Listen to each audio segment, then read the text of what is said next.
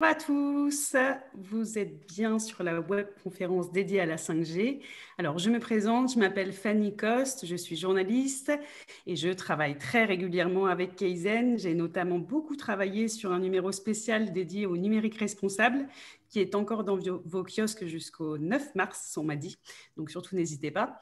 Et dans ce numéro, on a parlé et on a enquêté sur la 5G parce que c'est un sujet qui tient justement au sujet du numérique responsable.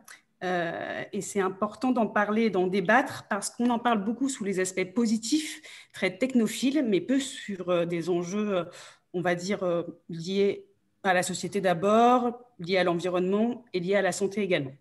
Depuis l'apparition de la technologie mobile de première génération, la 1G, il s'est passé 50 ans et on est arrivé à la 5G il y a très peu donc, et les experts parlent déjà de 6G, alors attention, il n'y a qu'à bien se tenir.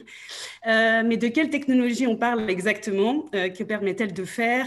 De mieux communiquer peut-être, d'aller plus vite, de se connecter plus vite, d'avoir une meilleure résolution de l'image, de connecter demain toutes les voitures autonomes entre elles, et comment ça se matérialise dans le paysage, au-dessus de nos têtes, on pourrait dire. Parce que on peut s'interroger justement sur les risques qu'il peut y avoir sur la santé. Et l'association Agir pour l'environnement a beaucoup alerté sur ce sujet. On peut s'inquiéter des impacts sur l'environnement directement, sur la production, enfin sur la consommation d'énergie plutôt. Et puis on peut s'inquiéter aussi de problématiques liées à notre sécurité ou à la protection de nos données privées notamment. Et c'est pour ça que c'est l'une des raisons d'en débattre avant d'être pour ou contre la 5G. Il s'agit d'être informé pour ne pas adopter une technologie à l'aveugle sur laquelle on baserait l'adoption juste sur la promotion faite par ses inventeurs et ses vendeurs. Et du coup, il nous semble que dans une bonne démocratie, on doit d'abord être bien informé pour pouvoir décider. Et donc voilà, c'est tout l'enjeu, et notamment aussi parce que le sujet de la 5G a beaucoup fait parler de lui avant qu'il entre concrètement en France, on va dire, et puis en Europe. Évidemment, des associations comme Agir pour l'environnement ont alerté, ont demandé même un débat sur le sujet avant de mettre en place les fréquences et de les attribuer aux opérateurs téléphoniques.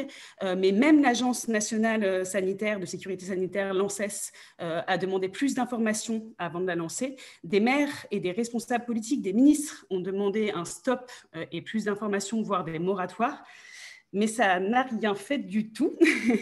Et les fréquences pour la 5G ont été définitivement attribuées en novembre 2020 par l'ARCEP, l'autorité de régulation des communications électroniques, aux 4 opérateurs qu'on connaît bien en France, que sont Bouygues Télécom, SFR, Orange et Free. Et ils en font d'ailleurs déjà beaucoup la promotion dans toutes leurs annonces publicitaires.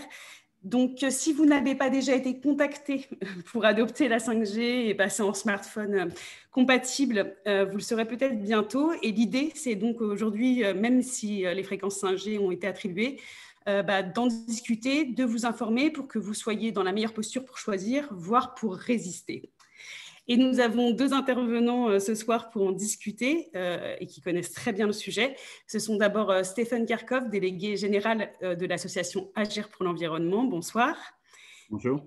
Et puis, nous avons aussi Raphaël Lemaire, qui est directeur technique et Green Advocate chez Zenica, qui est une entreprise dédiée à la transition numérique des autres entreprises notamment, et qui est très, très ancrée dans la logique du numérique responsable. Et donc, c'est intéressant d'avoir ces 2 acteurs avec nous ce soir pour en discuter. Voilà. Bonsoir. Donc, du coup, avant d'entrer dans le questionnement et dans tous vos arguments et vos explications, messieurs, j'invite tous les internautes qui sont présents à poser toutes les questions qu'ils voudraient sur le chat en direct. On essaiera d'y répondre au fur et à mesure si le débat n'y répond pas en lui-même. J'invite aussi tout le monde à aller acheter notre numéro sur le numérique responsable. Comme je vous disais tout à l'heure, il est en kiosque jusqu'au 9 mars et il y a une petite promo, il est 8 € au lieu de 12 €, donc pourquoi s'en priver? Voilà. Donc entrons dans le cœur du débat maintenant. La 5G, c'est quoi? Ça veut dire quoi dans nos usages de tous les jours, ou ça voudra dire quoi concrètement demain, après-demain, dans 2 ans. D'abord, une question peut-être à toi, Raphaël, pour nous expliquer un peu ce que c'est que cette technologie. Même si c'est vrai qu'on a beaucoup employé les termes de 4G, 2G et 3G bien avant donc celui de la 5G, on ne sait pas vraiment toujours de quoi on parle. Donc, qu'est-ce que ça permet est-ce que ça améliore simplement les communications? Est-ce que c'est plus complexe?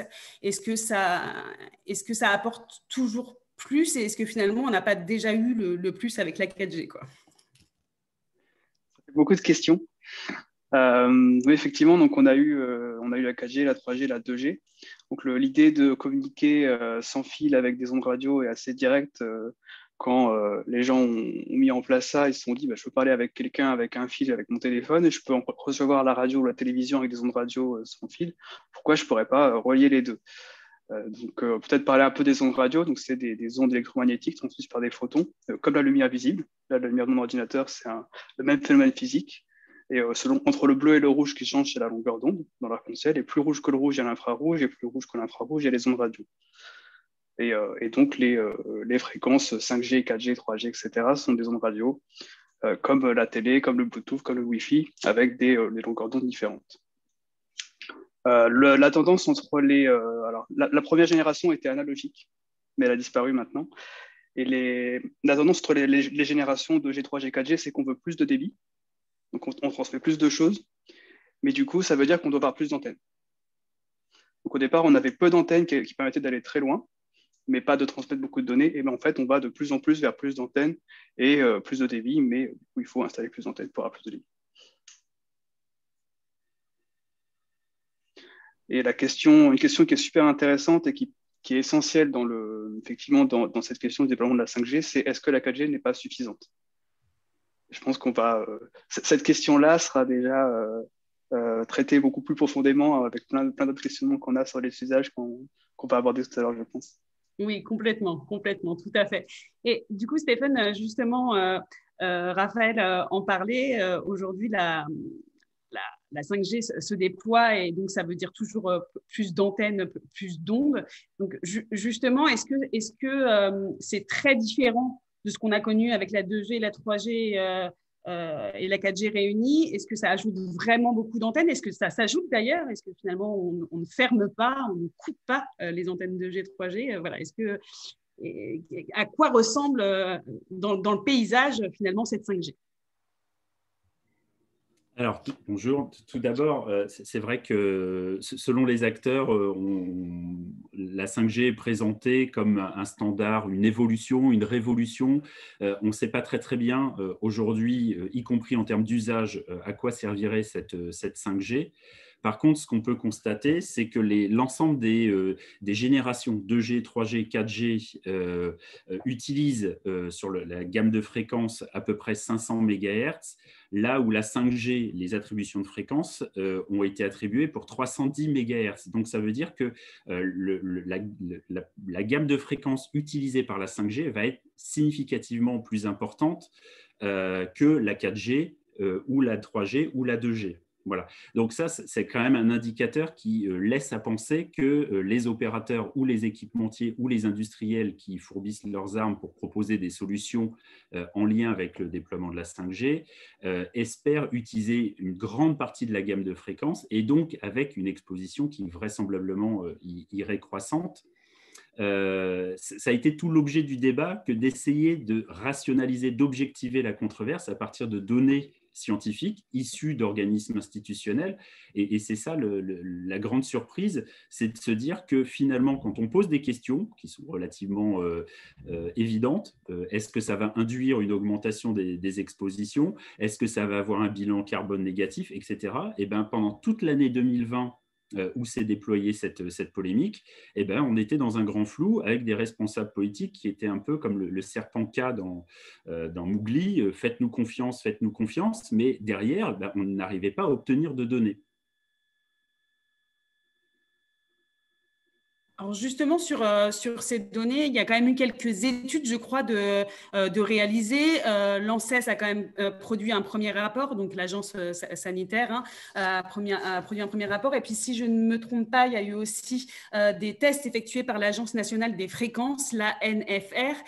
Est-ce que malgré tout ça, ça nous a donné des premiers apprentissages sur les possibles impacts, on va dire d'abord sanitaires, de la 5G ou de l'accumulation 3G, 4G, 5G sur nos vies, sur notre santé, sur l'influence des ondes sur nos cerveaux, je ne sais pas. Alors, si je peux me permettre de reprendre la parole, on n'est pas démunis, que les choses soient bien claires. C'est au moment où le gouvernement, en décembre 2019, fin décembre 2019, engage les procédures d'attribution de fréquences, on ne dispose de pas grand-chose. Et tout au long de l'année, on va avoir une succession d'organismes, d'institutions type Agence nationale des fréquences, Agence nationale de sécurité environnementale, l'ADEME, Agence de l'environnement et de la maîtrise de l'énergie.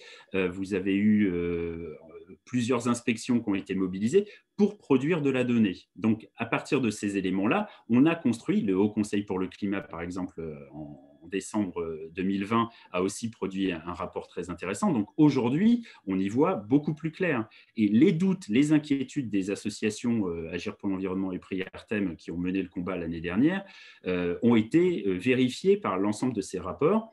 L'Agence nationale des fréquences, par exemple, a sorti un rapport daté de septembre 2020 où ils indiquent, dans l'hypothèse de l'ajout d'émetteurs 5G au déploiement 4G optimisé, le niveau d'exposition moyen augmente d'environ 30% et génère environ 50% de points supérieurs à 6 volts par mètre. Donc là, on a une photographie qui nous permet de construire sur autre chose que des yaka faucons, faites-nous confiance et vous êtes des irrationnels, amiches, adeptes de la lampe à huile.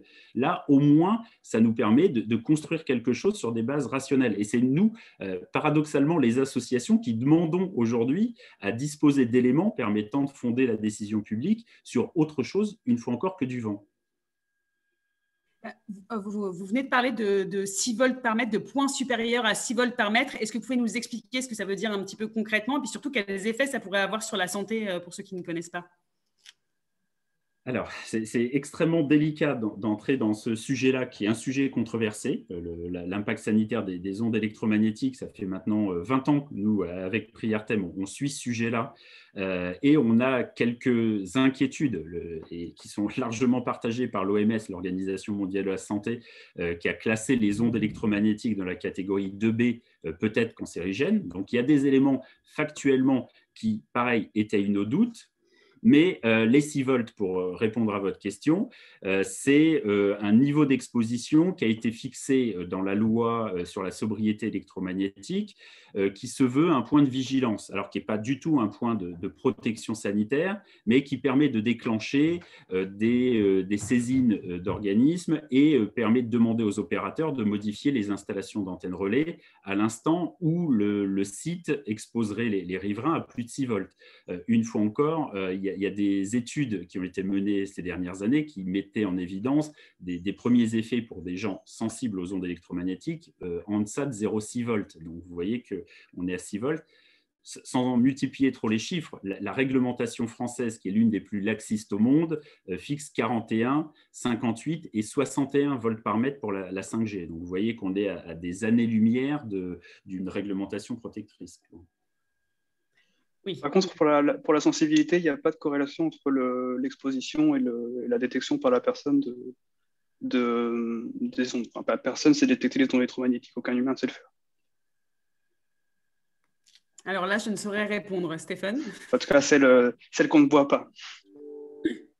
Moi, j'entre une fois encore pas dans ce débat-là. Ce que je constate, c'est qu'il y a aujourd'hui une catégorie non négligeable de la population française qui est électrosensible, qui réagit aux ondes électromagnétiques. J'ai eu l'occasion de rencontrer des gens et ce n'était pas dans l'effet somatique, psychosomatique, hein, c'était réellement, on les voyait réagir à l'instant où ils étaient surexposés.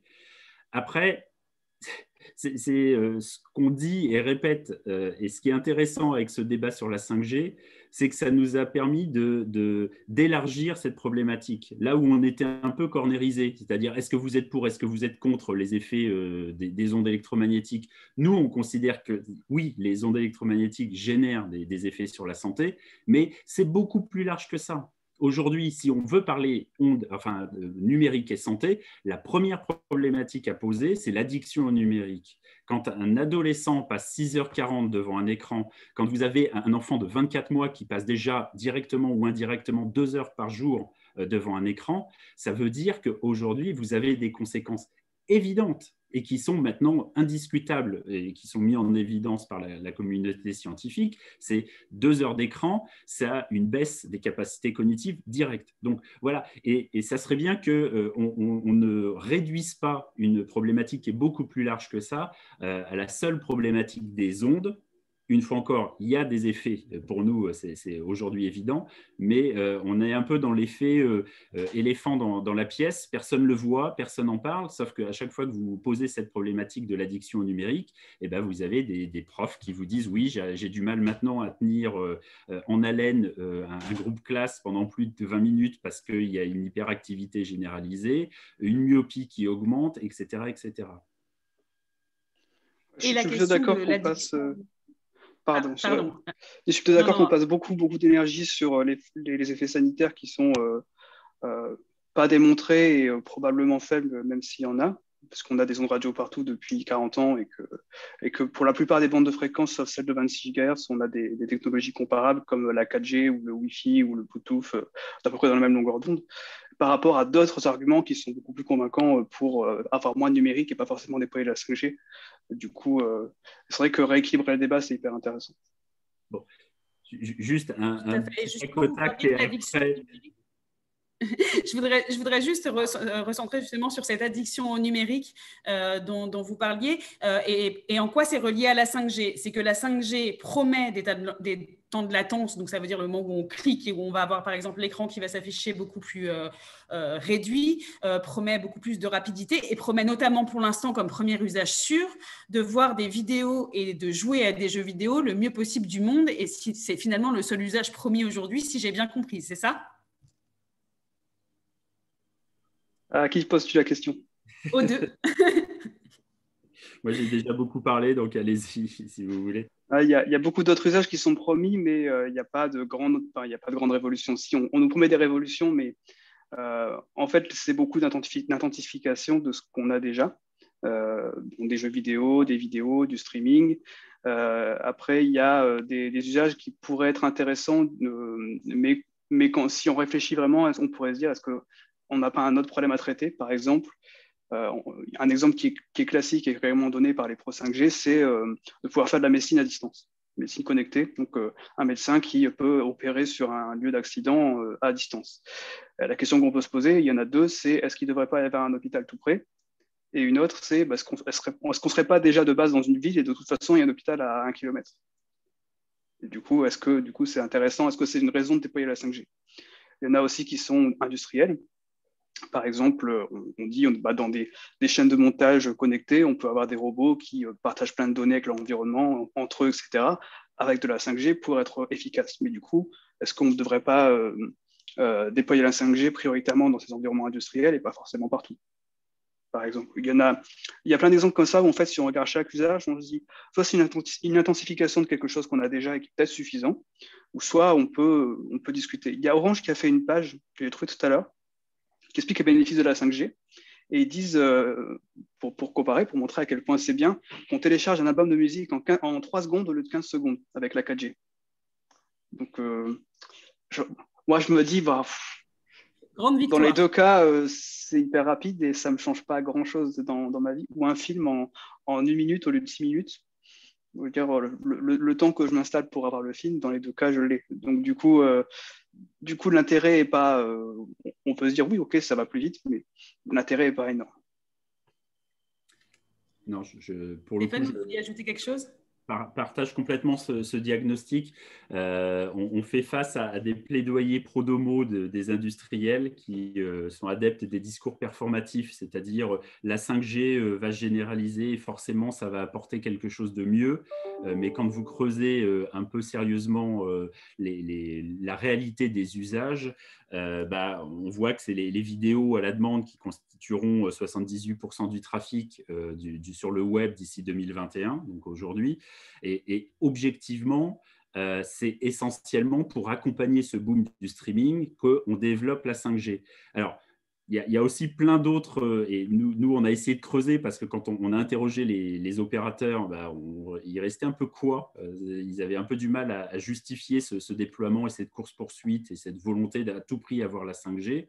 Alors, comme le disait Raphaël, il y a des éléments qui prêtent à sourire. Voilà, la chirurgie à distance. Effectivement, a priori, vous êtes loin d'un hôpital. Au regard de la fiabilité du réseau, moi, je n'y mettrai pas un rein au moment où on va commencer à se faire opérer et que vous allez avoir une micro-coupure. Donc, on sait très bien que ce n'est pas ça qui va justifier, d'autant quand vous regardez les obligations de couverture fixées par l'ARCEP, vous n'avez objectivement qu'une obligation de 25% de couverture sur les zones rurales et industrielles. Donc, ça veut dire que le déploiement va se faire en priorité dans les zones urbaines et il va y avoir à nouveau un fossé qui va s'élargir et c'est peut-être pas plus mal que les campagnes, moi j'y habite, soient globalement préservées de cette surexposition aux ondes, d'autant qu'il y a des alternatives. La fibre optique aujourd'hui offre des débits bien supérieurs à des niveaux de consommation énergétique qui sont bien plus intéressants. Donc globalement, voilà, ces éléments-là, objectivement, je finis sur l'usage parce que je pense que c'est important. Le streaming, le modèle économique sous-jacent à la 5G, nous, on pense que c'est l'Internet des objets. Parce qu'en fait, tous les opérateurs aujourd'hui se mordent encore les doigts d'avoir raté le boom du modèle économique de la donnée avec Facebook, avec Google, etc., et se disent la prochaine étape, ça va être l'Internet des objets. Et quand on regarde ce qui se met en place, vous avez Ericsson qui vous dit d'ici quelques années, on aura 22 milliards d'objets connectés. Donc, tout va constituer un environnement qui va capter de la donnée et ça, c'est monétisable et ça offre un modèle économique à la 5G. Le troisième usage de la 5G, vous regardez un peu, alors évidemment, comparaison n'est pas raison, mais en Chine, 70% des objets qui sont connectés en 5G, ce sont des caméras de vidéosurveillance avec reconnaissance faciale. Bon, la problématique, c'est que c'est difficile à vendre la 5G en disant on va tous vous surveiller dans la rue et chez vous. Voilà. Donc, évidemment, on est obligé de cacher en disant non, mais c'est l'agriculture de précision, c'est pour améliorer la logistique ou pour de la chirurgie à distance. En réalité, c'est les trois usages que j'ai énoncés juste avant. C'est vidéo à la demande, Internet des objets et caméra de vidéosurveillance. Et peut-être à l'avenir la voiture autonome, mais là, c'est pareil, micro-coupure va rendre la fiabilité de la voiture autonome relativement… il y a encore beaucoup à redire là-dessus. Même sans coupure, c'est censé être autonome ces véhicules, mais le problème c'est qu'ils n'arriveront pas dans les années 2020, peut-être pas dans les années 2030, peut-être pas avant longtemps. Et ils posent aussi d'autres problèmes qui sont pas… Déjà, ils consomment énormément de numérique. Il faut produire tous les radars, les lidars, les ordinateurs de bord. Ça, on va en reparler, mais l'impact de la fabrication du numérique est hyper important. Et même s'ils arrivent un jour, ces voitures autonomes, elles ont des effets pervers potentiels du style les gens habiteront plus loin de leur travail ou se déplaceront plus loin parce qu'ils pourront dormir ou travailler dans les voitures et du coup consommeront plus d'énergie si c'est encore du pétrole ou même de l'électricité pour leur trajet. Rien d'ailleurs ne dit que ces voitures seront électriques. Elles ne seront pas forcément partagées. Enfin, les voitures autonomes n'est pas forcément un gain. Parce qu'on présente souvent des choses qui sont des innovations comme des progrès, forcément, alors que ce n'est pas forcément obligatoire. On peut avoir une innovation qui est juste une innovation et qui n'est pas forcément négative, mais pas forcément positive non plus, et qui peut être négative. Ça dépend. Ça dépend de comment c'est implémenté, comment c'est déployé, de l'innovation en elle-même. D'accord, très bien. Je voudrais reparler rapidement après des voitures autonomes, mais juste pour vous dire que deux de nos internautes, Guillaume Paris et Richard Landron, ont justement parlé des zones rurales. Il y en a un qui s'interrogeait sur savoir si la 5G allait atteindre les zones rurales et l'autre qui disait, puisque la fibre se déploie partout en campagne, quel besoin de la 5G? Bon, je pense que vous y avez tous les deux répondu. En gros, si on a la fibre, pourquoi avoir besoin de la 5G? D'autant que la 5G, en effet, a priori, n'est pas prioritaire pour les zones rurales, si j'ai bien saisi et si je résume bien. Absolument, en fait, et c'est aussi toute la problématique économique. Gauthier Roussy, qui a fait un très bon rapport qui a été mis en ligne, met en évidence le coût économique d'un déploiement de la 5G et a relevé que le déploiement en zone rurale représentait 79% des dépenses d'investissement.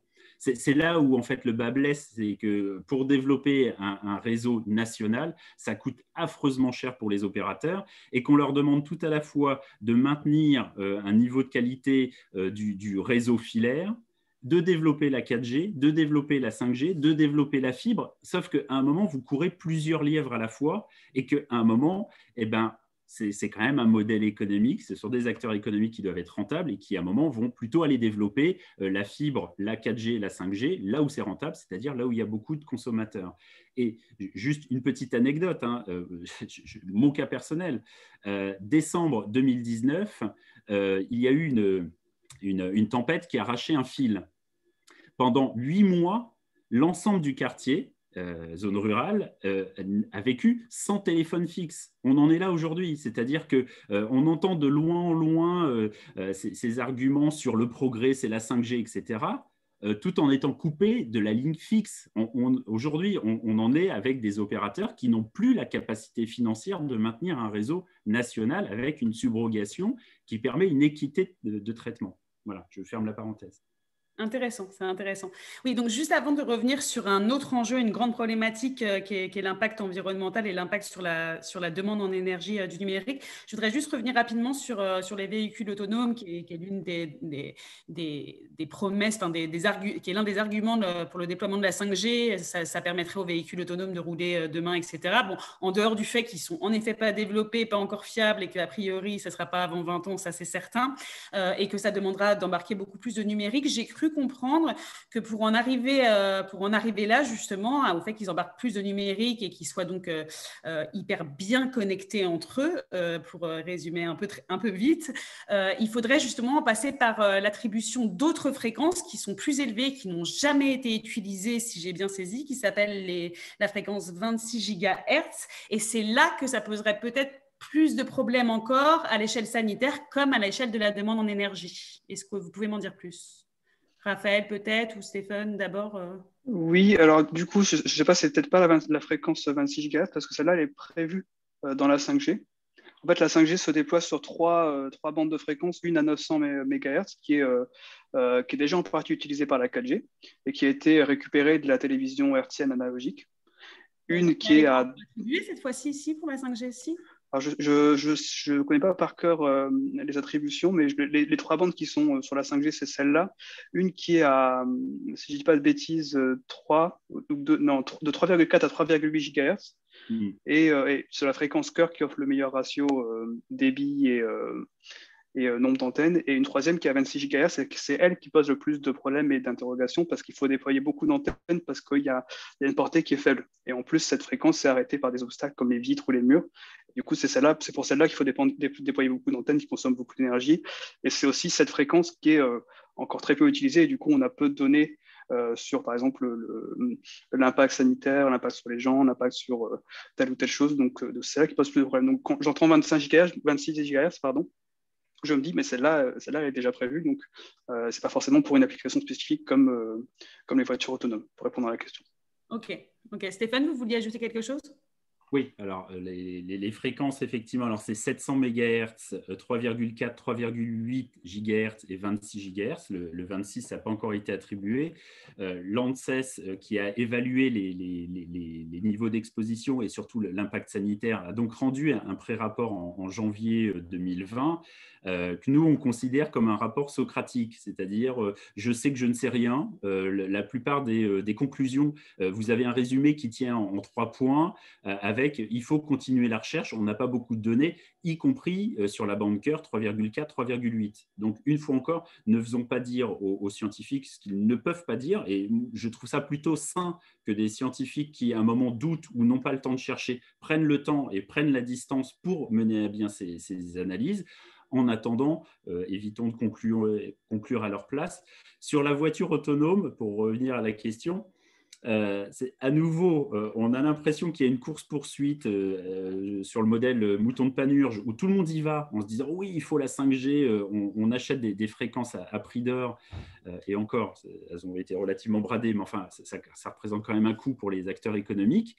Et pendant ce temps-là, vous avez un Elon Musk, président de Tesla, qui multiplie les envois de satellites avec le projet Starlink, qui prévoit d'envoyer l'équivalent de juste 40 000 satellites en basse altitude, dont la vocation, c'est clairement de suivre et de développer des applications permettant de suivre les voitures autonomes. Donc là, vous avez une espèce de course-poursuite entre des acteurs historiques de la téléphonie mobile, et à côté de ça, vous avez des gens du Far West qui sont en train d'investir massivement et qui contournent les réglementations nationales et qui potentiellement vont prendre des positions dominantes sur la mobilité de demain. C'est intéressant. Je ne savais pas du tout que Starlink avait ce projet-là. Bizarrement, de la part d'Elon Musk et ses rêves en grand, ça ne m'étonne pas trop, mais bon. Pour parler d'un autre enjeu, donc, qui est l'impact environnemental du numérique et de la 5G en particulier, là encore, il y a une vraie question à se poser, encore plus que sur les générations précédentes. D'abord parce que qui dit passage à la 5G dit... va demander une plus grande gourmandise en énergie, je crois, de la part des opérateurs, si je ne me trompe pas. Mais ça, limite, c'est une partie un petit peu condensée de la surconsommation énergétique qui va être provoquée par la 5G. Mais l'autre problématique qui est à côté et dont on parle peu, qu'on ne voit pas, c'est le fait que quand la 5G se déploie, on va avoir besoin d'avoir des appareils qui sont compatibles avec. Et donc, les fabricants et vendeurs de smartphones et autres appareils captant de la 5G vont inciter au renouvellement de ces appareils qui, lors de la fabrication, sont là les plus gourmands en termes d'énergie, en termes de ressources de la planète, de ressources rares notamment, mais pas seulement, d'eau, enfin voilà, etc. etc. Raphaël, est-ce que tu peux nous faire un petit brief sur cet enjeu environnemental qui est peut-être un peu moins discuté aujourd'hui sur la 5G et pourtant qui est assez central? Oui, c'est vrai que c'est pas forcément la chose qu'on met le plus en avant, mais c'est vraiment l'impact qui est le plus inquiétant pour l'environnement. Alors, la prise de conscience progresse, parce que j'ai vu aujourd'hui un tweet de Cédric O, donc secrétaire d'État au numérique, qui disait qu'il fallait pas renouveler les téléphones portables trop souvent, parce que c'était une aberration écologique. Donc, même au sein du gouvernement, la prise de conscience progresse sur le fait que produire des appareils numériques, ça a un impact sur l'environnement, qui par rapport à leur taille est assez conséquent. Donc, ça va plutôt dans le bon sens. Tout ce qui est... Moi, je suis beaucoup le sujet, tout ce qui est numérique responsable va plutôt dans le bon sens en ce moment. Il y a vraiment une prise de conscience globale. Et oui, cette augmentation du nombre de terminaux qui vont être fabriqués et connectés. Donc, il y a l'IoT dont on a parlé, ça va être plus de terminaux. C'est le but de la 5G, c'est de déployer plus de terminaux. Et aussi le renouvellement des téléphones portables que tout le monde a, et qui est un objectif et ce que les fabricants souhaitent. Ils souhaitent vendre plus d'appareils, ce qui est leur travail, entre guillemets. Et ça, c'est un impact environnemental qui est énorme. Et le Haut Conseil pour le climat, par exemple, l'a bien identifié. Ils ont noté que la 5G pourrait élever le bilan carbone de 2,7 millions de tonnes à 6,7 millions de tonnes en 2030. Principalement à cause de la fabrication de ces nouveaux terminaux. Alors, il y a des gens qui disent qu'il n'y a rien qui dit qu'automatiquement, les gens vont racheter les téléphones parce qu'il faut être compatible avec la 5G. Mais bon, c'est quand même un argument de vente. Si on va sur la page de l'iPhone 12, il y a écrit la vitesse 5G. C'est le premier truc qui est écrit. Si on va sur la page d'Orange dont je parlais tout à l'heure, il y a écrit 5G sur tous les téléphones parce qu'ils poussent ça pour dire regardez ce téléphone qui bouffe. Donc c'est l'argument de vente et c'est pour ça que les opérateurs le poussent pour vendre des forfaits avec les téléphones inclus. Les vendeurs de téléphones en profitent, les vendeurs d'IoT en profitent. C'est pour ça, c'est vraiment quelque chose qui fait partie du problème. D'accord. Stéphane, est-ce que vous pouvez revenir aussi, parce que vous êtes évidemment délégué général d'Agir pour l'environnement, donc je pense que cette question-là vous touche aussi particulièrement, et revenir peut-être justement sur ce côté impact à la fabrication, peut-être rappeler, je ne sais pas si vous avez des chiffres sous les yeux, rappeler un petit peu à quel point la fabrication d'un terminal, et donc d'un smartphone en particulier, pourquoi pas, pèse sur les ressources, à la fois en termes de demande énergétique, d'eau et de ressources minières. Alors, c'est ce qu'on appelle l'énergie grise. En fait, tout le monde pense qu'un téléphone efficace, c'est un téléphone qui ne consomme pas beaucoup lorsqu'on le recharge. Or, l'essentiel des consommations d'énergie et de rejet de gaz à effet de serre, c'est l'équivalent de 80 à 90%, est lié à la fabrication de l'outil. Donc, par exemple, un iPhone contient en moyenne 45 matériaux différents. Donc, ça veut dire que, en fait, vous avez une pollution cachée qui, alors, si on écoute les opérateurs, vont évidemment être recyclés. On va tout faire pour augmenter la part de recyclage, sauf que depuis des années, en fait, ce taux de recyclage plafonne à 15%. Donc, on voit bien qu'on bute quand même sur, et incidemment, on collecte les portables. Mais derrière, après, une fois que vous avez collecté le portable, vous n'avez à peu près que 15% de la matière qui va être réellement réutilisée. Donc, vous voyez, globalement, on n'est absolument pas dans une économie circulaire, mais plutôt sur quelque chose qui est de l'ordre du dernier tour de piste avant le rebut définitif. Donc ça, c'est la pollution matière. Après, le Haut Conseil pour le climat a vraiment lancé un pavé dans la mare en décembre dernier en essayant de quantifier le bilan carbone du déploiement de la 5G avec les réseaux, avec les portables et avec la consommation inhérente au fonctionnement. Et c'est là où, en fait, nous, on n'imaginait même pas un tel impact. C'est-à-dire qu'aujourd'hui, le Haut Conseil pour le climat estime qu'une généralisation de la 5G en France induirait une augmentation du secteur du numérique, des émissions de gaz à effet de serre du secteur du numérique de 20 à 55%. C'est une augmentation de 6,7 millions de tonnes de CO2. C'est l'équivalent, je ne veux pas trop abreuver de chiffres, mais de 10 fois les émissions de gaz à effet de serre de l'éclairage public. Donc, vous avez quelque chose qui a significativement une incidence sur nos émissions de gaz à effet de serre et qui n'a, une fois encore, pas fait l'objet d'un débat public, ce qu'on nous, on demande avec Priartem depuis maintenant près de 2 ans. On nous le refuse en disant « non, mais c'est négligeable, circuler, il n'y a rien à voir ». J'ajoute, et c'est là où en fait tout le paradoxe, on a rencontré Cédric O il y a quelques mois, c'était notamment sur la 5G et sur les niveaux d'exposition aux ondes, et il n'arrêtait pas pareil de nous dire le portable, on en a bien conscience, on va agir sur le taux de renouvellement des portables, etc. etc. Ce en quoi on lui disait, mais vous ratez votre cible, la 5G c'est l'Internet des objets. L'Internet des objets, c'est 22 milliards d'objets connectés qui doivent être fabriqués, qui vont avoir un impact sur les ressources matières et sur les émissions de gaz à effet de serre. Et en fait, ne raisonner qu'en termes de renouvellement de portables, mais on passe complètement à côté du sujet. J'ai ma petite boîte à horreur. Là, en fait, vous avez une couche connectée. Et ce n'est pas des petites entités privées, des petites startups qui cherchent. Là c'est Pampers qui commercialise aujourd'hui une couche connectée. Vous avez Colgate, je suis en train de les vendre. Là. Attention, il n'en reste bientôt plus qu'une seule. Colgate qui vend des brosses à dents connectées. Et quand vous regardez un petit peu en détail, mais vous avez des serrures connectées, des frigos connectés, des cafetières connectées. Vous avez à peu près tout et n'importe quoi. Et c'est ça, en fait, qu'il faut aujourd'hui évoquer quand on parle de bilan énergétique, climatique et écologique de la 5G. Très bien. Alors justement, vous abordez la question de cet IoT qui serait le principal client de la 5G, on va dire, pour résumer. Cet Internet des objets, justement, et le fait qu'apparemment, Raphaël, tu vas nous en dire un petit peu plus, la 5G ne serait pas forcément la technologie ou le réseau qui aurait fait l'objet du plus grand travail en matière de sécurité, soit un petit peu connectés entre eux. Est-ce qu'il n'y a pas des risques, on en parlait un tout petit peu tout à l'heure pour les caméras en Chine, pour la sécurité des personnes, d'abord sur le fait d'être d'être, entre guillemets, espionné. Ça, c'est une première piste. Mais ensuite, l'autre piste, c'est aussi sur le fait d'être de plus en plus hacké, ce qui a déjà lieu, sur le fait d'avoir de plus en plus de cybercriminalité liée à cette interaction entre 5G et objets connectés, Internet des objets. La 5G a pas... c'est pas un protocole. En fait, il y a des protocoles qui passent sur les canaux 5G. En fait, la 5G, c'est une façon de transmettre des données, mais après, les protocoles qui permettent de les transmettre et qui pourraient être sécurisés ne changent pas, en fait. On est toujours sur les mêmes que sur la 4G, la 3G et ainsi de suite.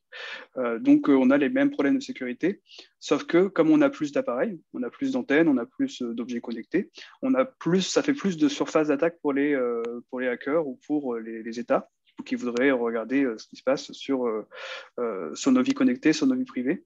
Et on a aussi, on en a déjà parlé, la 5G en fait a une opportunité pour différentes entités de déployer plus d'objets connectés de surveillance, type caméra de surveillance, reconnaissance faciale, etc. Donc, il y a le niveau sécurité, il y a plusieurs aspects. Donc, il y a cet aspect plus d'attaques possible parce qu'on a plus de surface d'attaque, donc plus de terminaux qu'on peut attaquer, avec les mêmes failles qu'en 4G, sauf qu'ils sont plus nombreux. Et 4G, 3G ou fibre, la question, c'est pas le réseau, en fait. Pas forcément. On a cette question qui a plus de surveillance avec des objets connectés qui sont dédiés, où là, c'est assumé. Et on a aussi un aspect, il y a eu Huawei qui a été sorti des constructeurs autorisés pour la 5G en Europe, parce que c'est un constructeur chinois et que les puissances ont peur de l'espionnage que pourrait faire la Chine avec cet outil, avec les logiciels qui sont déployés sur les antennes, qui pourraient être un cheval de Troie pour la puissance de l'Est. Du coup, c'est aussi un aspect intéressant de se dire, en fait, il y a de l'interdépendance, mais il y a aussi des rivalités qui font que on a cet aspect sécurité qui joue. D'accord, très bien, super. Stéphane, vous aviez quelque chose à ajouter sur la sécurité ou sur les enjeux en termes de protection des données personnelles notamment ? Oui, bon, alors après, il y a des enjeux géopolitiques qui nous dépassent un petit peu, savoir si on est espionné par Facebook ou par la Chine, à l'évidence, ça reste quand même de l'espionnage. Après, nous, on regarde aussi ce que dit la CNIL, la Commission nationale informatique et liberté, sur les seules enceintes connectées. Le profil publicitaire des utilisateurs se trouve donc alimenté par les différentes interactions de l'utilisateur avec l'assistant, par exemple habitude de vie, heure levée, réglage du chauffage, goût culturel, etc.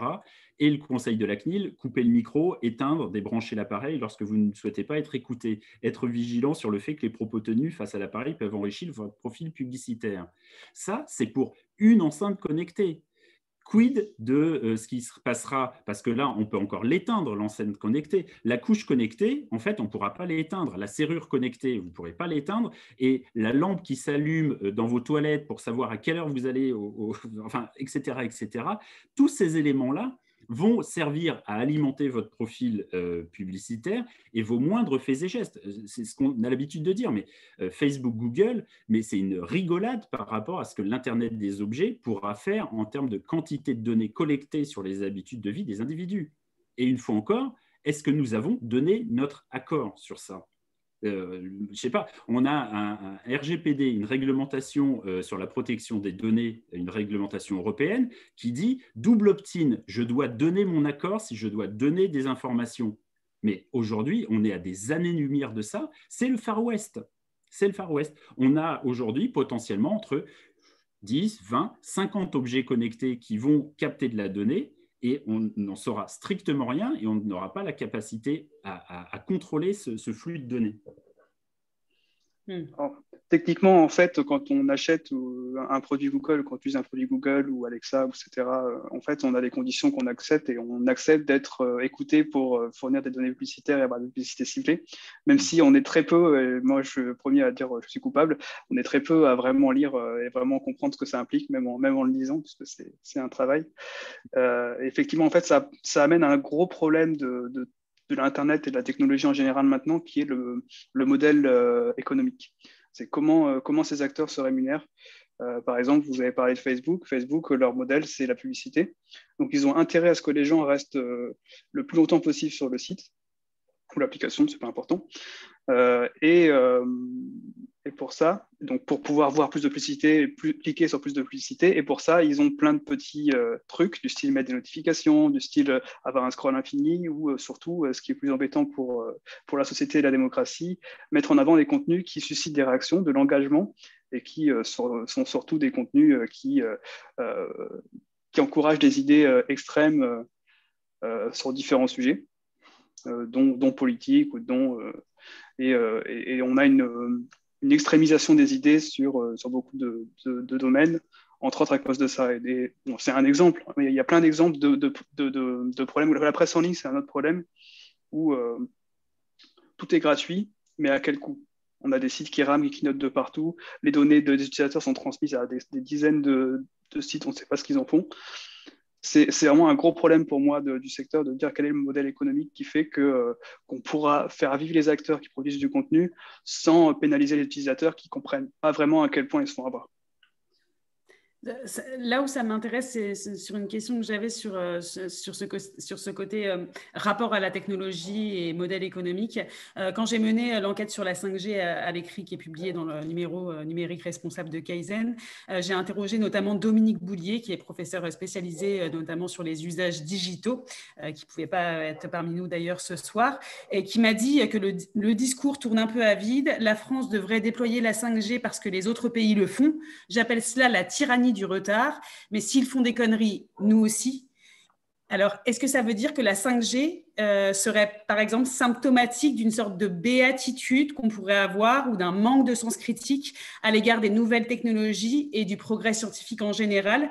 Et à l'inverse, est-ce que critiquer la 5G ou parler de numérique responsable, c'est absolument être anti-technologie? On a le droit aux nuances entre les deux. Ouais. C'est exactement là ce que se trouve le problème. Soit on est un Amish, soit on est techno-BA et tout doit être génial. Et entre deux, il n'y a pas de nuance. Et c'est un peu ce que je disais avec l'extrémisation des positions, c'est que on peut avoir des nuances entre les deux. On peut se dire, OK, la 5G, pourquoi pas, mais on n'est pas obligé de le faire ça avec urgence. On peut en parler, on peut faire en sorte que tout le monde comprenne bien. On peut se poser des questions sur le nombre de terminaux qui vont être déployés, la pertinence des usages. On n'est pas obligé d'accepter tout sans discuter, ni de tout refuser sans discuter. Il y a des nuances possibles entre les deux. Et d'ailleurs, les Amish, en fait, ils sont très astucieux. Ils ont vraiment des techniques. J'avais lu un article là-dessus quand la sortie de Monsieur Macron a été faite. Et en plus, ils utilisent des OGM, ils utilisent des moteurs à essence, mais pas pour les voitures. Ils utilisent plein de technologies en fait où on ne s'attend pas. Mais en fait, c'est pas tellement un problème de refus de la technologie, c'est le refus des usages. C'est vraiment ça c'est vraiment super intéressant de creuser le sujet en fait de qu'est-ce que c'est que le mode de vie Amish. Ouais, bon, alors en dehors des OGM et du diesel, je vis assez bien d'être comparé à un Amish, moi. En fait, on a quand même vu, Stéphane, que vous aviez une couche connectée chez vous. Hein. Ouais, une seule. On a tous ces petits errements technologiques. Après, moi, en fait, j'ai trouvé ça assez, finalement, sur le moment, quand Emmanuel Macron sort du bois en traitant les opposants à la 5G d'Amish, adeptes du retour de la lampe à pétrole, évidemment, c'est une caricature, évidemment, c'est insupportable de mépris. Et après, finalement, je trouve ça plutôt sain parce qu'au moins, il crève l'abcès. Il pose le débat sur non plus un sujet particulier sur les ondes ou sur le climat. Non, c'est un sujet éminemment politique. C'est est-ce que nous avons le droit de débattre de la technologie, de débattre du progrès et du sens qu'on souhaite lui donner? Et en fait, il y a toute une série de sujets. L'économie, ça ne doit pas être débattu. La technologie, ça ne doit pas être débattu. Et du coup, on se retrouve avec des objets connectés chez soi qui ont un impact significatif sur le climat, qui vont exposer des enfants à la naissance. Enfin, c'est un monde qui, pour nous, est juste ubuesque. Et le simple fait de demander un débat aujourd'hui, et c'est là où on voit le degré d'immaturité des institutions françaises, c'est la peur panique du débat. On installe une antenne à côté de chez vous, pas de débat. On développe un réseau au niveau national qui va engendrer un coût de près de 2 à 3 milliards, pas de débat. Enfin, il y a quelque chose d'assez infantilisant à considérer que les citoyens ne seraient pas capables, honnêtement, de regarder ce qui se fait et de se dire, oui, en mon intime conviction. Et là, on revient à ce que dit Dominique Boulier dans son dernier livre sur le réchauffement médiatique, c'est-à-dire on est dans la compulsion des temps. C'est-à-dire, il faut juste donner son avis sur tout et n'importe quoi, jamais approfondir, jamais prendre de recul et jamais s'inscrire dans un cadre de débat public. Il y a eu 5 ou 6 institutions françaises qui ont été sollicitées sur la 5G, sauf la Commission nationale du débat public. C'est quand même hallucinant. C'est-à-dire que la seule institution qui a des règles, qui sait organiser un débat public, n'a pas été sollicitée. Et maintenant, on entend Cédric O nous dire « oui, il faudrait un débat, etc. » Peut-être que mieux vaut tard que jamais, mais les attributions de fréquence, elles ont été accordées, donc c'est maintenant un peu tard, quoi. Justement, c'est la question que j'avais. Est-ce que maintenant que les attributions de fréquence de la 5G, enfin en tout cas les premières, ont eu lieu, est-ce qu'il est encore temps d'organiser un grand débat national? Et surtout, en dehors du fait qu'il soit encore temps ou pas, je pense qu'il est toujours important que les gens soient au courant. Donc, selon moi, en tout cas, je répondrais oui. Mais disons, est-ce que ça pourrait changer quelque chose? C'est-à-dire, est-ce qu'on peut freiner, arrêter, stopper ce déploiement de la 5G? Est-ce qu'on peut au moins empêcher que la 6G n'arrive si elle faisait plus de dégâts, enfin voilà, où on en est justement de notre pouvoir d'action aujourd'hui que les fréquences sont distribuées. Et on en parle en France, mais elles le sont tout autour de nous. En Europe, c'était déjà le cas, notamment en Belgique, où il y a eu pas mal d'ailleurs d'incidents de la part de citoyens très concernés, mais qui ont aussi du coup détruit pas mal d'antennes. C'est le cas en France aussi. Donc voilà, on arrive aussi à des gens qui du coup s'extrémisent de chaque côté, en viennent entre guillemets aux mains ou à arracher des équipements publics au lieu de débattre. C'est un peu triste. Donc, est-ce qu'on peut débattre, mettre un stop, avoir les enquêtes encore, ou est-ce que c'est trop tard? Nous, on espère qu'il n'est pas trop tard pour bien faire. On a eu de cesse de répéter aux institutions et au gouvernement que vouloir passer en force rue de Bercy au ministère de l'économie présupposait pas une promenade de santé au moment où il allait falloir développer le réseau. Donc nous, on leur a dit, maintenant, venez pas nous chercher. C'est les concertations, vous êtes passé en force au niveau national, maintenant, vous allez gérer le conflit au niveau local. Et en l'occurrence, en quelques mois, en moins de 3 mois depuis l'attribution des fréquences, 25 000 antennes ont été installées. 25 000. Donc, ça veut dire qu'on y va à marche forcée, mais vous avez à côté de ça des mairies qui prennent des arrêtés, vous avez des citoyens qui se mobilisent et qui n'ont pas renoncé à simplement jouer leur rôle de citoyen et même peut-être de riverain. Il n'y a rien d'illégitime à se dire que je mobilise pour préserver mon cadre de vie. Et ça, en fait, ça c'est une fois encore des idéologues du ministère de l'économie ne peuvent pas entendre qu'il y a des citoyens qui vivent normalement dans leur petit bout de territoire et se retrouvent avec une antenne relais qui va dégrader le paysage et potentiellement les exposer. Oui, c'est un scandale. Oui, il y a de quoi être révolté. Raphaël, est-ce que tu as une opinion là-dessus sur le fait peut-être encore d'en débattre? Vous, chez Zenica, vous travaillez beaucoup avec les entreprises. Est-ce que la 5G, l'arrivée de la 5G a un impact particulier? Est-ce qu'elle est plus prometteuse pour elles ou plus acceptable pour elles? Est-ce que vous les mettez en garde au contraire? Est-ce que vous en débattez avec elles, justement? Moi, honnêtement, dans mon expérience, personne ne m'a jamais dit la 5G, ça va tout changer dans un sens ou dans l'autre, positif ou en négatif. C'est justement là qu'on peut se dire, en fait, on déploie quelque chose et on espère qu'il y aura des usages intéressants plutôt que l'inverse. Après, on pourrait argumenter du fait que le réseau 4G continue à être de plus en plus utilisé et qu'il finira par plus être suffisant. Mais ça peut se contrer parce qu'en fait, il se trouve que dans le numérique, on est assez peu efficace parce que depuis des décennies, comme toute la puissance de tout augmente tout le temps, en fait, on consomme de plus en plus de ressources au niveau logiciel et en fait, on est beaucoup moins efficace que ce qu'on pourrait être et on pourrait optimiser pour tenir sur la 4G sans... bon, ce serait du travail, mais ce serait possible. Si on pense à ce qu'on faisait dans les années 60-70 avec du numérique, on allait poser des humains sur la Lune, par exemple, avec un module de pilotage qui avait une mémoire totale de moins de 80 kilooctets, 76 si je ne dis pas de bêtises. Donc c'est moins qu'un email maintenant. Ça encore, on pourrait dire, bon, ils ont tout calculé à la main, parce qu'il y avait des dames qui calculaient les trajectoires à la main, mais quasiment la même année, il y a eu une démonstration de Xerox, la mère de toutes les démos, on peut chercher, Aller sur YouTube maintenant, où en fait on voyait les premiers ordinateurs connectés en réseau. Il y avait les deux personnes, les deux démonstrateurs qui étaient au téléphone analogique à l'époque, qui discutaient. Ils avaient un bureau partagé avec des liens hypertextes, avec du texte, ils travaillaient ensemble. Ça ramait pas. 68, ça ramait pas. Et l'usage, alors c'est pas exactement ce qu'on fait maintenant, hein, mais c'est comparable. Ils ont des listes de tâches, ils ont des documents, ils font des choses qui sont intéressantes. Donc, on a entre les interfaces hyper archaïques de l'époque et ce qu'on a maintenant, on a des nuances possibles, des optimisations possibles qui fait qu'on pourrait déjà penser à optimiser avant de changer de matériel, en fait. Ce qu'on a tendance à faire depuis longtemps en numérique, c'est-à-dire, bon, on n'optimise pas, on rachète un nouvel ordinateur, hein, ouais, ça suffit. Parce que c'est vrai que quelque part, en fait, il faut le rappeler que le numérique, c'est génial. Là, aujourd'hui, on se parle, on est tous à des endroits différents et on s'écoute, on se parle, c'est génial. C'est quelque chose que c'est le rêve de science-fiction depuis Jules Verne, depuis longtemps. C'est super cool. On a le savoir du monde entier dans la poche avec la 4G. On a Wikipédia avec la 4G, en quelques clics, on a un savoir énorme. C'est génial. On peut télécharger, comme on disait, un album de musique en 1 minute. Moi, je trouve ça génial. Et donc, il ne faut pas non plus tout jeter, tout caillasser. Il faut juste se dire, comme on disait, OK, est-ce qu'on n'a pas déjà assez? Est-ce qu'on pourrait pas ralentir et discuter un petit peu? Voilà.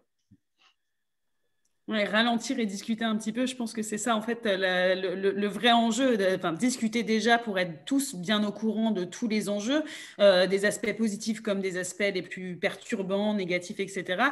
Et puis en effet ralentir parce que aussi on est dans un rythme très accéléré de nos vies et qu'on voit qu'on passe aussi beaucoup de temps derrière les écrans et qu'il serait peut-être temps de passer plein de temps ailleurs, en forêt, je ne sais pas, en famille. Enfin bon, c'est des messages qui peuvent paraître classiques, mais que peu d'entre nous appliquent. Moi, j'ai passé ma journée devant mon ordinateur. J'y suis encore. J'ai commencé à 7 heures ce matin, donc voilà, je suis la traduction même de l'ère numérique, une vie devant un écran. Il y avait une question tout à l'heure de Gaël Garcia qui demandait s'il pouvait refuser un passage en 5G à son opérateur téléphonique. Est-ce que c'est possible ou pas? Je ne sais pas qui peut répondre. Je peux essayer. Ça dépend de ce qu'il demande. Si lui, il veut pas de téléphone 5G, bah, il n'en achète pas.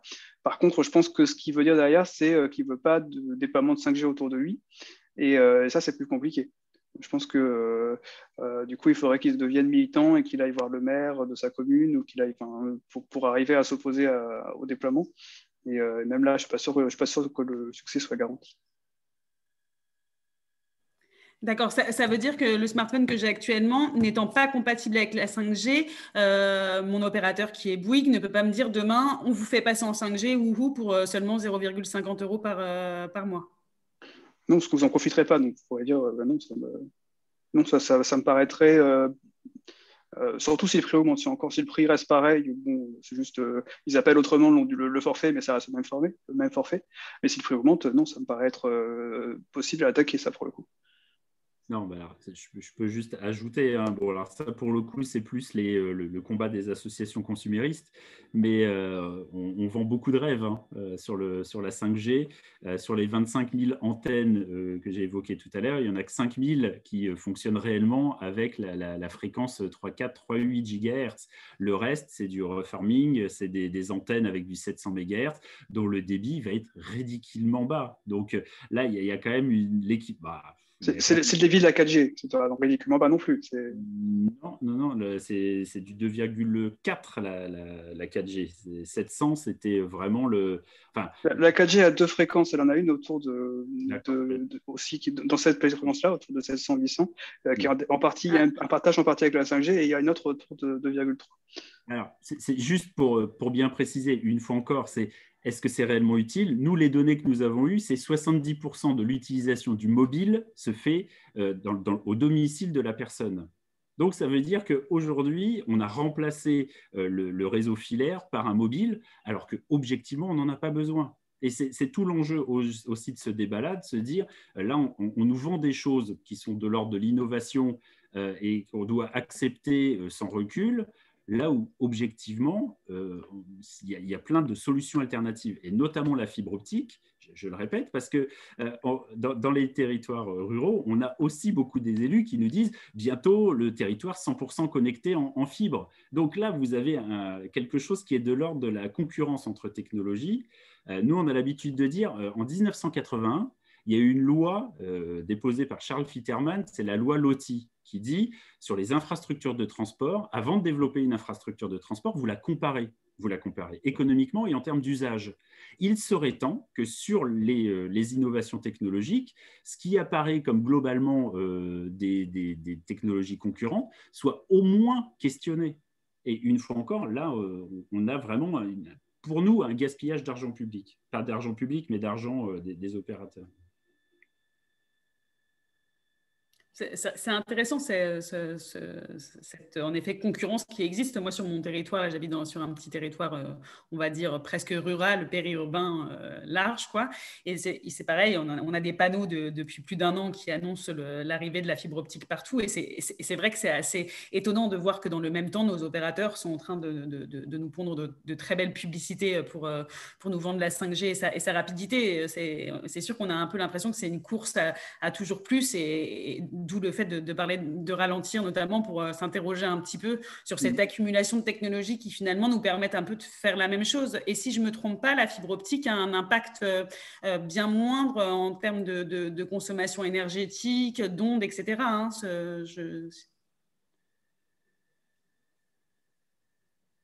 Stéphane, si vous voulez… Ouais. J'ai une donnée, mais qui mériterait d'être vérifiée, mais il me semble que c'est 30% plus efficace. Mais après, vous avez raison de poser la question de l'usage. Quel que soit le canal par lequel on fait circuler de l'information, ça reste une addiction. Enfin, si un adolescent passe 6h40 par jour devant un écran, eh ben, qu'il le fasse par la fibre ou par la 5G ou par la 4G, ça reste 6h40 qui sont pris sur du temps de vie, sur de l'écoute, sur de l'échange. Et là, on est en train de normaliser une vie en 2D. C'est un écran, et en dehors de cet écran, vous n'avez pas le toucher, vous n'avez pas l'odorat, enfin, il y a quelque chose qui est de l'ordre du conditionnement Bon, je dois vieillir, hein, mais me dire qu'en 20 ans, on a évolué à une telle rapidité qu'aujourd'hui, le simple fait de dire, regardez les statistiques, vous avez 10 points de moins quand on interroge les adolescents. On est passé, je crois, de 70 à 60% d'adolescents qui ont lu un livre dans l'année qui précède. Voilà, vous avez un basculement qui fait que ce n'est pas indolore. Quand vous passez 6h40 devant un écran, eh ben, vous ne faites pas plein d'autres choses. Et ça se fait au détriment de quoi? Et voilà, on n'est pas extrémiste. Hein. Il y a plein de campagnes où on est beaucoup plus radicaux que ça. Là, on demande simplement un débat. Et il est temps que cette question de société, qui est en train de normaliser des dysfonctionnements graves, fasse l'objet d'un crash test démocratique. Voilà. Et ça, effectivement, manifestement, ça fait peur aux institutions. Le simple fait de dire, c'est ce que disait l'an 01. On arrête tout, on réfléchit et c'est pas triste. Oui, tout à fait. C'est à ce débat que nous invitons avec le numéro spécial numérique responsable qui est publié encore jusqu'au 9 mars de Kaizen. Et justement, il y a plein de sujets qui sont abordés. Pas dans une optique justement amiche ou pro-technologie, justement avec un peu de recul, avec un peu d'enquête et avec pas mal de chiffres, c'est vrai, mais c'est parlant. Et donc, du coup, je vous invite vraiment à aller lire, parce qu'il y a plein de sujets qui pourront tous vous interroger, qui concernent à la fois vos enfants et le danger devant les écrans, et à la fois pour les plus technophiles, la manière, par exemple, de créer un site un petit peu plus… responsable justement, un peu moins gourmand en données. J'avais une autre remarque d'un internaute, Richard Landron, qui dit « La mairie ne peut s'opposer à l'installation des relais 5G, mais j'invite tous les maires à prendre une délibération demandant au préfet un moratoire pour toutes les raisons que l'on a évoquées ce soir. Nous venons de le faire avec notre conseil municipal il y a 15 jours. » Alors, est-ce que le fait de demander collectivement, et notamment via la voix des maires qui sont, on va dire, les relais politiques les plus proches de la population, peut avoir un impact particulier sur ce déploiement de la 5G, ou au moins sur l'arrêt de son déploiement, puisque peut-être que toutes les antennes, en effet, ne sont pas encore installées, comme vous le disiez tout à l'heure? Alors, moi, pour le coup, l'assertion selon laquelle la mairie ne peut s'opposer à l'installation des relais 5G est vraie, elle est fausse aussi, parce que la mairie, ce n'est pas juste une institution, c'est aussi un propriétaire qui dispose de bâtiments publics. C'est là où, en fait, il y a quand même une grosse différence entre 2G, 3G, 4G et 5G. C'est que particulièrement quand ils vont commencer à développer le réseau avec le 26 GHz, c'est beaucoup plus de débit, mais un signal qui se perd beaucoup plus rapidement. Donc, beaucoup plus d'antennes relais, un maillage de picocellules qui ne vont pas être situées sur les toits des immeubles, mais plutôt sur les abribus, sur les bouches d'égout, sur les feux rouges. Et ça, en fait, c'est propriété potentiellement des mairies ou des agglos. Donc là, vous avez la possibilité d'aller voir votre maire en lui disant, là, ce n'est pas en tant qu'institution que vous refusez ce n'est pas un moratoire qui va être attaqué devant le tribunal administratif, c'est juste, je suis propriétaire et personne ne peut m'obliger à installer sur mon patrimoine des antennes, fussent-elles pico-antennes. Voilà, donc si, la mairie peut encore faire des choses. Et elle peut aussi, incidemment, on est en train de travailler sur cet élément-là, mais des mairies sont aujourd'hui en train d'adopter des plans climat territoriaux. Il serait souhaitable qu'on ne soit pas dans la schizophrénie climatique permanente en disant non, mais la semaine A, c'est plan climat territorial, la semaine B, c'est 5G. Parce qu'à un moment, quand vous regardez le rapport du Haut Conseil, ça ne matche pas. Si vous développez la 5G, vraisemblablement, vous allez augmenter vos émissions de gaz à effet de serre du secteur du numérique. Donc, comment vous compensez ? Mais ça, quand on commence à poser cette question-là, pris un à un, vous vous rendez compte que chaque secteur est en train de renvoyer les formes nécessaires sur l'autre secteur. Ça ne marche pas, ça ne passe pas. Et c'est ça aussi l'enjeu de la 5G, hein, c'est de reposer une cohérence d'ensemble dans les politiques publiques. Oui, complètement, complètement. Raphaël, tu voulais intervenir sur cette question ? Oui, association d'idées, en fait, c'est vrai qu'on ne l'a pas dit, mais en fait, pourquoi on s'intéresse à l'impact environnemental du numérique et de la 5G en particulier, c'est on est dans un contexte mondial où on a plusieurs crises écologiques. Ça dépend comment on compte, mais on a le dérèglement climatique, l'érosion de la biodiversité, l'épuisement des ressources naturelles, la pollution chimique, la disparition de la couche d'ozone, qui est la seule qui va mieux, et l'eutrophisation des sols, le cycle de l'azote. On a plusieurs crises écologiques en cours qui viennent de l'activité humaine. Et en fait, on est dans un contexte où il faut réduire fortement tous nos impacts sur l'environnement, donc émissions de gaz à effet de serre, consommation de ressources naturelles, par exemple, consommation d'eau. Et en fait, ça ne va pas avec cette idée de déployer plein d'objets connectés, de renouveler nos smartphones et de déployer des antennes qui vont consommer un peu plus d'électricité par ordre d'importance. Et c'est dans ce contexte-là, en fait, où il faut qu'on réduise fortement toute notre consommation de plein de choses, qu'on se pose la question. Parce que si on avait un monde infini avec des métaux à l'infini et qu'on n'avait pas de problème d'atmosphère polluée, etc., on pourrait dire pourquoi pas. Pourquoi pas faire des jeux en streaming dans l'ascenseur, en final. Enfin, c'est pas si grave. C'est grave parce qu'on est dans un contexte où on a des crises. D'accord. Oui, oui, tout à fait, tout à fait. C'est vrai que c'est vrai qu'il faut le rappeler, mais en l'occurrence, les crises sont bel et bien là. Et puis, nous sommes dotés d'un cerveau et d'une capacité à normalement faire des connexions entre nos synapses, donc il serait bien de réfléchir, mais ça, c'est une autre concept. Il y a une autre question de Olivier Vegenest. Désolée pour ma prononciation vraiment pas bonne, je pense. Donc, Olivier demande que penser d'une 5G privée, pas pour le grand public ni l'IoT grand public, mais un déploiement limité à des lieux et des usages spécifiques. Vous en avez un petit peu tous les deux parlé, notamment le fait de les limiter à certains industriels pour leur process industriel, pour améliorer leur process, et pourquoi pas de limiter ça dans certaines zones qui auraient besoin, par exemple, de chirurgie connectée. Ça, c'est encore autre chose. Qu'est-ce que vous en dites ? Ça n'a pas grand sens de raisonner déploiement d'un réseau national avec une attribution de fréquence au niveau national pour quelques usages limités sur de la logistique, par exemple, ou sur des ports maritimes. Bon, c'est ce qu'on entend de temps en temps avec la 5G en disant non, mais ce n'est pas pour les individus. Si, ça sera pour les individus. Et le modèle économique, il ne fonctionne pas si vous limitez le déploiement de la 5G seulement sur quelques catégories.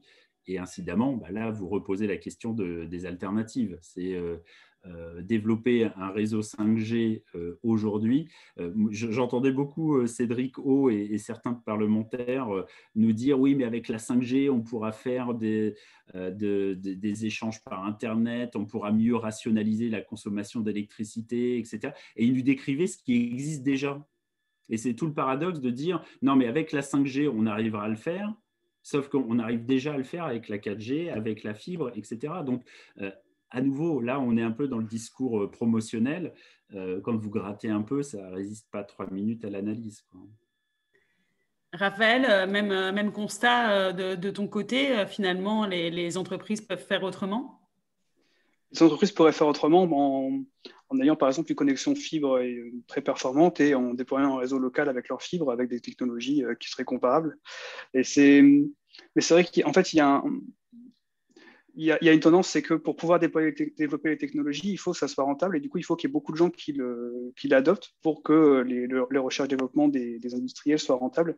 Et c'est pour ça, enfin, il y a aussi pour une question de profit, bien sûr, mais c'est en partie pour ça qu'on a en fait, qu'on vise beaucoup les particuliers pour chaque nouveau déploiement.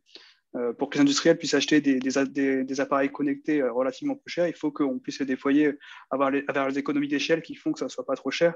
Si on déploie pour quelques usines, effectivement, il y a moins de chances qu'ils soient à un prix qui est intéressant pour avoir des usines connectées. Mais c'est vrai qu'on pourrait se dire peut-être qu'il y a des cas d'usage où ça serait possible, ou alors peut-être que l'industrie en question a assez de valeur ajoutée pour pouvoir déployer des choses plus chères. Il faudrait voir au cas par cas, peut-être qu'il y a des cas où ça pourrait être intéressant. Réponse nuancée, une réponse de Normand. Mais oui, en fait, il y a ce côté, effectivement, pour la rentabilité, plus on déploie large et plus c'est rentable. Et du coup l'intérêt des industriels et des opérateurs, etc., est un déploiement plus large. Oui, d'accord, parce que oui, justement, l'une des questions que j'avais, c'est que du coup, quand on parle de 5G ou même de 4G ou 3G, on est obligé d'en passer par l'attribution de fréquences nationales. Il ne peut pas y avoir une utilisation de fréquences de manière privée ou limitée à une superficie. Je me trompe peut-être totalement, désolée, là, je ne suis pas du tout connaisseuse, donc c'est peut-être bête. En fait, les fréquences sont attribuées parce qu'il faut... en fait, il y a une question de si tout le monde utilise la même fréquence, il y a des interférences et du coup, on ne peut pas communiquer. Donc, il y a une question pour avoir des limites géographiques parce que tout ne couvre pas toute la Terre, mais en fait, ce qui a été fait, c'est qu'il y a des fréquences qui sont réservées aux militaires, des fréquences qui sont réservées à la télévision, qui sont réservées à la radio, qui sont réservées à tel ou tel protocole, et au Bluetooth, au Wi-Fi, etc. Il y a des normes, et on sait que telle bande correspond à tel protocole, et donc si tel appareil utilise telle bande, c'est correct, il n'y aura pas de perturbation entre les deux. Non, puis c'est presque un débat tardif. C'est que les attributions de fréquences, elles ont été accordées pour un montant de 2,789 milliards d'euros. Et c'est pour l'ensemble du territoire national avec des obligations de couverture qui s'imposent aux opérateurs. Donc là, entre guillemets, maintenant, il faut que les opérateurs rentabilisent leurs investissements et ce n'est pas en simplement déployant la 5G dans un hangar Amazon que ça va globalement changer ou rentabiliser l'affaire. Là, pour le coup, et je vais peut-être être contre-productif, mais je suis intimement convaincu que la 5G sera un succès pour la simple et bonne raison, c'est que les 4 principaux opérateurs déboursent chaque année 1 milliard d'euros en budget publicitaire et qu'ils arriveront à créer du consentement autour d'innovations qui nous paraissent totalement farfelues, type couche connectée. Voilà, on ne sait pas de quoi sera fait demain, mais faisons confiance aux opérateurs, ils ont suffisamment de moyens pour créer une fausse banalité qui nous interrogerait aujourd'hui, quoi. Oui, tout à fait. Ce qui est étonnant, c'est que certains opérateurs, si je ne me trompe pas, c'était le patron de Bouygues à l'époque, il n'y a pas si longtemps, avait pourtant émis justement, si ce n'est des doutes, en tout cas dit qu'ils n'étaient pas si pressés de voir la 5G arriver, que ce n'était pas une urgence. Et puis finalement, aujourd'hui, comme ils sont dans une course économique donc, et concurrentielle, j'imagine qu'il n'y a plus trop le choix. Pour eux, c'est plutôt une source de coût, en fait. La rentabilité qu'ils peuvent espérer, c'est d'avoir des forfaits avec téléphone associé qui peuvent arriver à vendre. On peut arriver à vendre des forfaits 5G, oui, plus chers. Mais pour eux, c'est un coût énorme en fait, de déployer tout ça. Déjà d'acheter les fréquences, d'acheter des bandes de fréquences et de déployer les nouvelles antennes, c'est un coût énorme. Et du coup, oui, ils sont obligés de. Alors, Le problème, c'est que, je pense qu'on en a déjà parlé, c'est ce côté, si je ne le fais pas, l'autre le fera et du coup, il sera plus compétitif. Ça marche entre les opérateurs et ça marche aussi dans une certaine mesure entre les nations, les zones géographiques où on se dit les industriels iront en Belgique, c'est la Belgique à la 5G et qu'il n'y en a pas en France. Donc du coup, il y a une course où tout le monde fait la même chose parce qu'on ne veut pas être en retard. Oui, encore une fois, comme le disait Dominique Boulier, hein, cette course, puisque l'autre le fait, pourquoi je ne le fais pas? Et puis, bon, c'est à l'infini. Et puis, finalement, personne ne s'interroge vraiment, quoi. Oui, ça, sauf que là, ce n'est pas des individus, c'est des institutions privées qui ont vraisemblablement des structures de réflexion, qui font un peu de stratégie. Et là, on est vraiment dans la logique du je te tiens, tu me tiens par la barbichette. On avance groupé. Sauf que, en fait, ce n'est pas très compliqué à comprendre qu'aujourd'hui, eux développent les tuyaux. Et ce qui fait la rentabilité, c'est ce qui circule dans les tuyaux.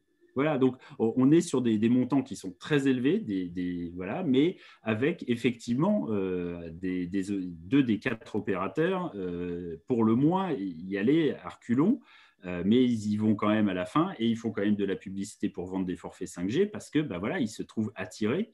Et on revient à nouveau sur qui tire le profit aujourd'hui du numérique, c'est les Netflix, Facebook, Google, et les opérateurs, en fait, sont juste là pour créer l'infrastructure. Donc, il y a quelque chose d'assez ubuesque à faire porter le coût du déploiement sur des opérateurs, là où la rentabilité est obtenue demain peut-être par Pampers et Colgate, quoi. Oui, complètement. On approche de la fin de la conférence et parce que je pense que là déjà, ça fait pas mal de choses à ingurgiter pour les internautes, ceux qui découvraient le sujet ou même ceux qui le connaissaient un petit peu. Est-ce que vous avez un message à faire passer, une recommandation à faire, une lecture ou quoi que ce soit d'autre aux internautes qui nous regardent et à ceux qui nous regarderont en replay, parce que ce sera disponible en replay? Stéphane, Raphaël? Bon, j'ai bien fait de préparer. Bon, alors du coup, on m'a obligé à sortir le livre de la revue de Kaizen, et qui est vraiment très, très, très bonne qualité. On est totalement indépendant financièrement des États et des entreprises privées, donc je le fais vraiment en toute honnêteté. J'ai regardé la revue, elle est vraiment très bien. À côté de ça, on a vraiment plein de très bons bouquins. Allez, je les sors toutes, mais c'est ma grande bibliothèque parce que je n'ai pas que des couches connectées, j'ai aussi plein de bouquins. Donc, il y a un bouquin, c'est Technologie partout, démocratie nulle part. La civilisation du poisson rouge, qui est aussi un très bon bouquin, et Michel Desmurger, La fabrique du crétin digital, qui est aussi un très bon bouquin. Pour qui veut approfondir le sujet, il y a plusieurs mètres linéaires de bibliothèque avec des vrais livres, avec des vraies pages. Magnifique. Raphaël, est-ce que tu as des conseils, soit en termes de littérature ou autre, ou ne serait-ce qu'aux internautes et à ceux qui utiliseront donc demain potentiellement la 5G, de savoir comment essayer de soit éviter cet usage, soit maximiser notre potentiel avec la 4G qui est déjà pas mal? Alors, du coup, j'étais en train de regarder ma bibliothèque et là, du coup, j'en ai déjà deux, trois livres intéressants. Mais du coup, je n'ai pas préparé, je ne les ai pas sortis. Je me dis, tiens, si je le fais maintenant, le temps de les trouver, bon, ça va être compliqué. Il y en a un qui est vraiment très bien, qui s'appelle L'âge des low-tech de Philippe Biwix, que vraiment je conseille. J'ai adoré la lecture. C'est un mélange de vulgarisation scientifique et d'anticipation. Et vraiment, vraiment un livre très marquant. Il y a les classiques sur la sobriété numérique, par exemple ceux de Frédéric Bordage. Il y a le magazine Kaizen, auquel j'ai contribué, bien sûr. Sur la 5G en particulier, il y a les papiers de Gauthier Roustil, qui sont des bons résumés. Il est plutôt contre, en essayant d'être objectif, mais on sent qu'il a quand même une opinion, mais voilà. Donc, moi, j'ai trouvé son papier très bien, en tout cas. Et en fait, essayer d'avoir plusieurs sources, de regarder un petit peu tout ce qui se passe et de se faire une opinion soi-même. Parce que vous nous écoutez aujourd'hui, mais allez voir d'autres gens, écoutez d'autres arguments, faites-vous votre idée, regardez les chiffres, creusez les sujets si vraiment ça vous intéresse. C'est du travail, mais c'est vraiment hyper important d'avoir son propre esprit, sa propre réflexion et de pas, quelle que soit la qualité de ce qu'on peut présenter, de ne pas prendre un premier contenu et de s'arrêter là, mais vraiment de construire à partir de multiples sources sa propre idée. Oui, comme je le disais en introduction, pour moi, c'est la base d'une bonne démocratie, c'est d'avoir des citoyens éclairés et informés. Donc, informez-vous le plus possible et avec le plus de sources possible. C'est tout ce qu'on peut souhaiter, en effet. Je voulais juste dire que Kaizen a lancé pendant cette conférence un petit sondage en ligne, alors pour ou contre la 5G.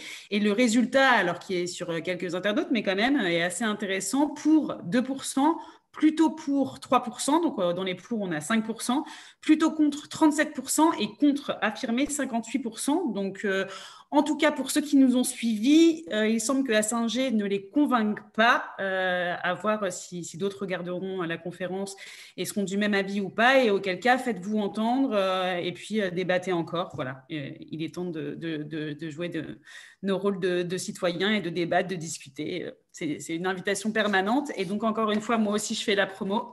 Le numérique responsable, un numéro spécial de Kaizen qui fait beaucoup de pages, qui va parler aux plus technophiles d'entre vous, aux plus geeks comme aux parents, comme à ceux qui utilisent leur smartphone normalement ou qui adorent les réseaux sociaux. Enfin, vraiment, ça peut parler à tout le monde. Donc, je vous invite à le découvrir en kiosque jusqu'au 9 mars à 8 € en ce moment. Voilà. Eh bien, écoutez, je vous remercie beaucoup d'avoir été présents. On peut peut-être préciser que l'auteur des 4 pages sur la 5G dans ce numéro hors série s'appelle Fanny. C'est moi. Merci beaucoup, Raphaël, de le rappeler, en effet. C'est pour ça que j'étais ravie d'animer ce débat, d'autant que j'ai appris encore de nouvelles choses, comme quoi, même pour une enquête, finalement, c'est jamais fini, on en apprend toujours plus. Et ça va encore plus dans le sens de ce que vous avez dit, de toujours s'informer et se nourrir, parce que l'information ne s'arrête pas et c'est vraiment très intéressant. Donc, merci encore à tous les deux de vous être rendus disponibles. J'espère que vous allez passer une bonne soirée et que ça a lancé plein de débats et plein d'idées de discussion dans vos familles autour d'un dîner qui va être sympathique ce soir, je pense. Bonne soirée à tous. Merci. Bonsoir les internautes. Au revoir. Et si, je voulais juste dire un dernier merci à celles qui en background ont géré le community management. Elles s'appellent Marie, Alejandra et Cynthia. Merci beaucoup. Merci à elles.